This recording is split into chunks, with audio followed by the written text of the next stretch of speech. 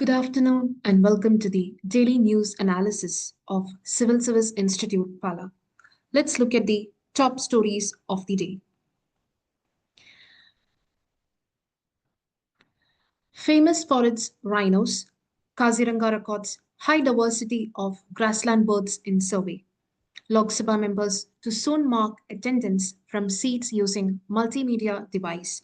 Researchers gear up to study seeds that were sent to space. Government departments told to publicize oil, sugar content of Indian snacks. Scientists find pheromone that causes locusts to swarm and a way to block it.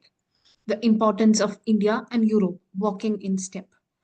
Tides turn for Machilipattanam as ancient port set for revival. And finally, how Denmark plans to use copyright law to protect against deepfakes. News in detail. Let's start with the first article. Famous for its rhinos, 𝗬𝗏𝗏 National Park records high diversity of grassland birds in survey. Researchers have found a great diversity of grassland bird species in the 𝗬𝗏𝗏 National Park and Tiger Reserve in Assam. In the first such survey of avians conducted between March 18 and May 25th of this year, a team of forest officials, bird experts, and conservationists recorded 43 grassland species across 𝗬𝗏𝗏's 3 wildlife divisions.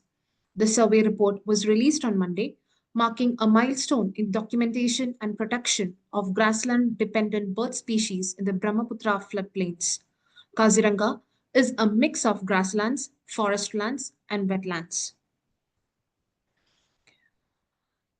So the survey included the critically endangered Bengal florican, the endangered Fin's weaver, and the swamp grass babbler.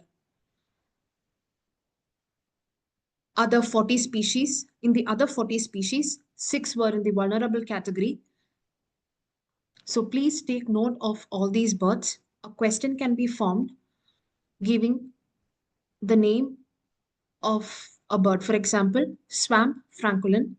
So recently seen in news, what is swamp francolin? And UPSC can give 4 options like bird, insect, amphibian, reptile. So it becomes difficult to identify in such cases. So please take note of all the species that is coming in news. So here, Bengal florican and Fin's weaver becomes important along with swamp grass babbler because they belong to critically endangered and endangered category. And also take note of the 6 vulnerable species: black-breasted parrotbill, marsh babbler, swamp francolin, Jordan's babbler, slender-billed babbler, and bristled grassbird. The highlight of this survey is that the Fin's weaver is breeding successfully. This remarkable bird, a master nest builder atop trees, is a vital indicator of grassland health. The study is significant because wet grasslands are not very well surveyed in India. 𝗬𝗏𝗏's grassland bird diversity can thus be compared in terms of species richness with the dry grasslands of Gujarat and Rajasthan. So a comparison between East and West India. A key highlight of the study was the deployment of passive acoustic recorders, enabling non-invasive and continuous monitoring even in inaccessible or high-risk areas. This approach significantly improved species detection, especially for shy and cryptic birds, enhancing the overall accuracy and depth of the findings. So here you can also see the diversity between eastern and western part of the country. So our country is diverse with rich ecological richness. Moving on to the next news. Lok Sabha members to soon mark attendance from seats using multimedia device. From the upcoming monsoon session of Parliament, Lok Sabha members would have to mark their attendance from their respective seats in the House using a multimedia device. Till the last session, the MPs were signing their attendance in a register in the lobby. The MPs can register their attendance within the House at their respective division seats by using their iCard through biometrics, thumb impression, or by entering a PIN. So senior Lok Sabha officials said The register would continue to be available for some time, allowing MPs time to familiarize themselves with the electronic system. So last year, Lok Sabha Speaker Om Birla had given the members the option to mark their attendance in the House using a digital pen on an electronic tablet in the lobby. So from this monsoon session, MPs can register their attendance using their biometrics or by entering a pen. The Rajya Sabha is likely to follow this system soon. The system has now been upgraded with the introduction of the multimedia device system installed on the sleek terminals which were otherwise used to access parliamentary papers and the day's agenda, among others, at every MP's seat. The move is expected to help save time as lobbies are at times crowded with MPs. This will also ensure that MPs do not just mark their presence and leave without participating in the proceedings of the House. It is compulsory for MPs to mark their attendance to receive their daily allowances during parliamentary sessions. The frequency of an MP's presence in the House during sessions is at times part of public debate as well. Ministers and the leader of opposition are, however, not required to sign in their attendance. The monsoon session of Parliament will begin on July 21 this year.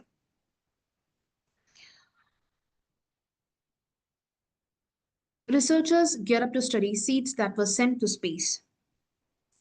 So the Dragon spacecraft carrying the 4 crew members of the Axiom-4 mission is expected to splash down off the California coast around 3 p.m. today.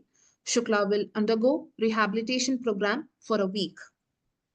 So with Group Captain Shubhanshu Shukla and the rest of the Axiom-4 crew expected back on Earth by Tuesday, the Indian Institute of Space Science and Technology here is preparing for post-flight field studies using the crop seeds that were sent to the International Space Station aboard the high-profile mission. So Group Captain Shukla has completed all 7 microgravity experiments ISRO had said on Monday. The astronaut achieved a significant milestone in the mission. Experiments on Indian strain of tardigrades, myogenesis, sprouting of fenugreek and green gram seeds, cyanobacteria, microalgae, crop seeds, and Voyager displays have been completed as planned, the agency said. Post-flight studies will be conducted in collaboration with the Kerala Agricultural University, which released the seeds for the project. Seeds of Jyoti and Uma rice varieties, Kana Kanmani horse gram, Velayani Vijay, which is a tomato, Tilagatara, that is a sesame, and Surya, which is brinjal or eggplant, was sent to the International Space Station under the crop seeds mission, a project spearheaded by the Indian Institute of Science and Technology's Space Biology Lab. The biology payload consisted of dry seeds that were packed and exposed to microgravity conditions on the International Space Station and returned to Earth. Back on Earth, the space return samples will be grown to assess the unique effects of microgravity on growth and yield parameters and how it will be manifested in growth. The Institute officials said they expected the seeds to reach Trivandrum within a few days. Comparative studies will be carried out using 3 sets of samples under different conditions. Government departments told to publicize oil, sugar content of Indian snacks. So have you wondered how much oil, sugar, and trans fat are present in your evening snack? Well, the Union Health Ministry has asked all government departments to display oil and sugar information in their cafeterias, lobbies, and meeting rooms in a bid to highlight the health risk of popular Indian snacks, especially at a time when lifestyle diseases are a growing burden across the country. These boards serve as visual behavioral nudges in schools, offices, public institutions, etc., displaying key information about hidden fats, sugars, and everyday foods. The campaign is being rolled out first in Nagpur, where the AIMS will serve as the pilot location for the initiative. AIMS Nagpur will now see the calorie count poster beside popular food stalls with clear information about sugar, fat, and trans fat content. It will outline long-term health risk from frequent consumption. These warnings are designed to be direct and create awareness. The goal is to promote moderation, and not restriction. The campaign is expected to expand to other cities later this year, and we hope that this step will encourage people to make more mindful food choices. As you all know, India is known as the diabetes capital, and India has the highest count of obese people along with China. So it's a growing burden on the country's medical sector.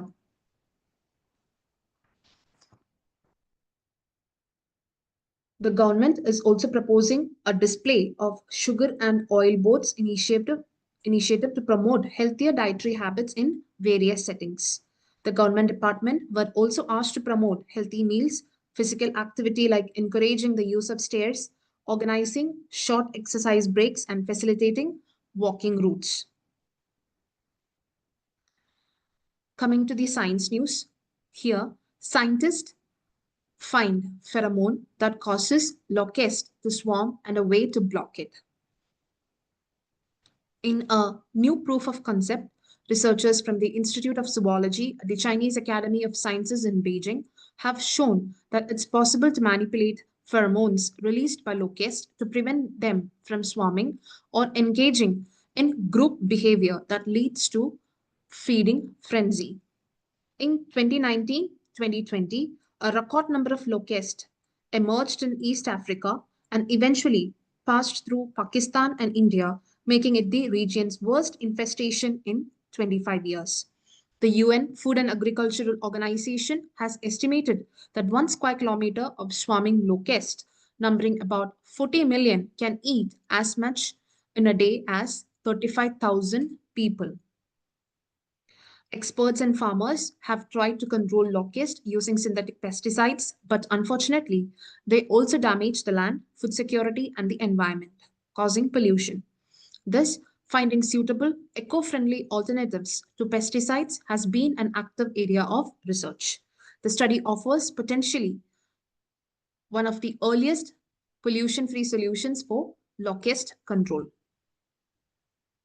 Several animal, bird, and insect species, including locust, exhibit a social behavior called gregariousness. So what is this gregariousness?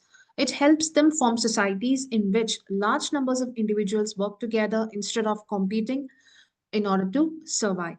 In the first phase of their lives, that is the locust first phase of life, individual locusts are solitary creatures. Then they transition to their gregarious phase and begin to collect and operate in physical groups, including feeding together. Scientists have sought to identify the hormones that trigger this behavior for many decades now.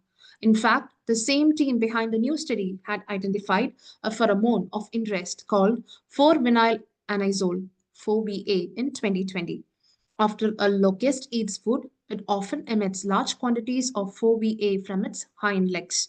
This hormone is an aggregation pheromone. It promptly begins to attract other members of the species when it's released into the air. Other locusts nearby subsequently collect together and rub their hind legs against each other. This in turn triggers the release of serotonin, a neurotransmitter which leads to swarming. In the new study, the researchers argued that preventing locusts from releasing 4-VA could potentially prevent swarming.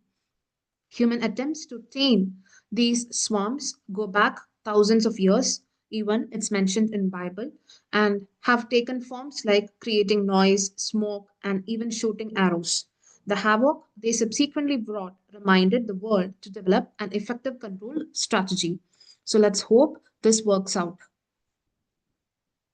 Moving on to the next news. This is from the Hindu's editorial written by the very charismatic Trivandrum MP, Mr. Shashi Tharoor, the importance of India and Europe walking in step. So, the global context and the need for alignment. The world is increasingly marked by disorder and divergence, highlighting the need for strategic alignment between India and Europe. The India-Europe relationship reflects civilizational depth and contemporary relevance. Engagement is driven by shared values and common geopolitical concerns. So, India-Europe is an emerging strategic partnership. Our Prime Minister Modi's diplomacy and External Affairs Minister S. Jaishankar's outreach signify a deliberate shift towards Europe. Transatlantic ties are realigning, especially after Donald Trump's presidency and tariff regime and the ongoing tensions with Russia and China. Countries like Canada and Germany seek reduced dependence on the US and want deeper ties with emerging powers like India. On the economic cooperation and opportunity front, bilateral trade between India and European Union especially, has increased significantly. Indian exports to European Union has risen by 70% in 3 years. And foreign direct investment, especially from France, has grown 3 times.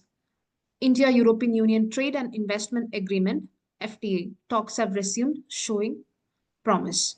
A balanced Europe-India trade and economic mechanism must avoid protectionism. Now, the shared geopolitical challenges. Both India and Europe face challenges from authoritarian regimes, terrorism, and climate change. There is growing convergence on issues like maritime security, tech collaboration, cybersecurity, and counterterrorism, and also on migration. Strategic autonomy and multipolar world. France advocates strategic autonomy for Europe, aligning well with India's multi-aligned foreign policy. India and European Union both aim for a rules-based international order. And what is the need for institutional support? Platforms like United Nations, World Trade Organization, Quad, and AI governance bodies should be strengthened for global cooperation. And strategic alignment must also focus on people-to-people ties, educational and cultural exchange, public diplomacy, and mutual perceptions on matters like artificial intelligence, climate change, etc. So all these policies can be aligned, and it can also be seen as India's soft power. India and Europe must go beyond transactional ties and forge a comprehensive, sustainable, and inclusive partnership. Their convergence can help build a moral and a more balanced and equitable world order. So you can use all these points for international relations based questions. So please take note of it. Now, tides turn for Machilipatnam as ancient port set for revival. After being a dead dockyard for ages, Machilipatnam is waking up and all set to become a port of call again. The ancient port city at the mouth of River Krishna on the Bay of Bengal, which thrived in the 1st century AD as Missoula, and then again shone in the 16th and 18th centuries before losing anchorage to Madras on the east coast due to shift in the British policy. Around 48% of the construction of a new greenfield port at Mankinapudi in Machilipatnam has been completed. So the officials are expecting to commence the operations at the port by the end of 2026, as major phases of construction are progressing well. The new port is being touted as an engineering marvel as it involved dredging of 56 million cubic meters of sand to facilitate anchorage of ships on berths and construction of about 2.5 metric long breakwater with 2 million tons of rock. In 2020, a special purpose vehicle for Machilipatnam Port Development Corporation Limited was formed to develop the port in the landlord model. The first phase of the port will include 4 berths, and there is a provision to expand this to 16 berths as per the master plan. So let's look forward to this port, since India is aiming to become a logistic hub. This greenfield project will be of great help in the eastern coast of India. In the last news, the last article which we are going to discuss today is from the Indian Express Explained section. How Denmark plans to use copyright law to protect against deep fakes.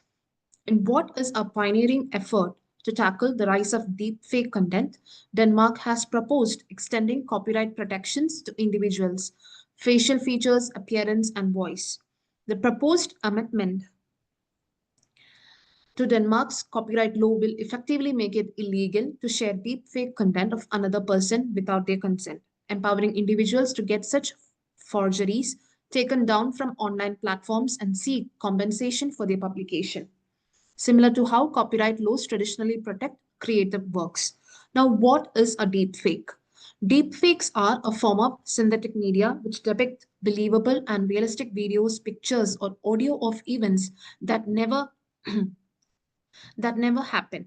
They show real people doing or saying things that they never did or said. So I hope all of you might have seen deep fakes of famous celebrities. So you might all know and be familiar with what a deep fake is. Artificial intelligence has made such manipulation easier and more sophisticated than ever before. The volume of deepfake content online has risen dramatically in recent years, and deepfakes have become increasingly difficult to spot. Authorities around the world have struggled to catch up with the technology, which has been used to create pornographic content, spread misinformation, and pull up sophisticated con jobs. The Danish bill introduced last month and currently in the consultation stage is harm agnostic. So, what is harm agnostic? Not differentiating between types of harm. In that, it directly addresses the publication of deepfakes and not specific harms they may cause. So, most existing laws dealing with deepfakes criminalize specific harms, such as deepfake porn or the manipulation of elections, etc. But the Danish bill here is harm agnostic. That means there is no differentiation between such and such kind of harm. Everything under the term deepfake will be taken into account. Now, what the bill proposes. The bill introduces three new forms of protection against deepfakes.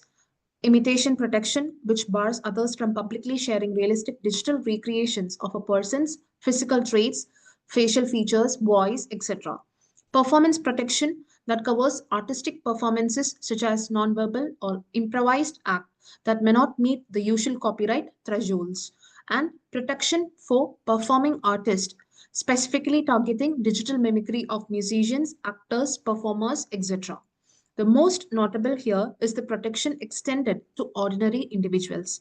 The proposed Section 73 Clause A makes it illegal to share realistic deepfakes mimicking a person's appearance, voice, or characteristics for up to 50 years after their death. So that is significant. Many countries are looking at the Danish example as a blueprint, many of which do not have standalone legislation to address digital impersonation at the moment. Indian courts have thus far resorted to concepts of privacy, defamation, and publicity rights when dealing with deepfakes. Notably, the Delhi High Court extended protections against unauthorized use of their likenesses to actors like Amitabh Bachchan in 2022 and Anil Kapoor in 2023. The rulings, however, looked at these figures specifically as celebrities. The Danish bill extends similar protections to ordinary citizens as well. So with this, we come to an end of the session. Thank you. Have a nice day.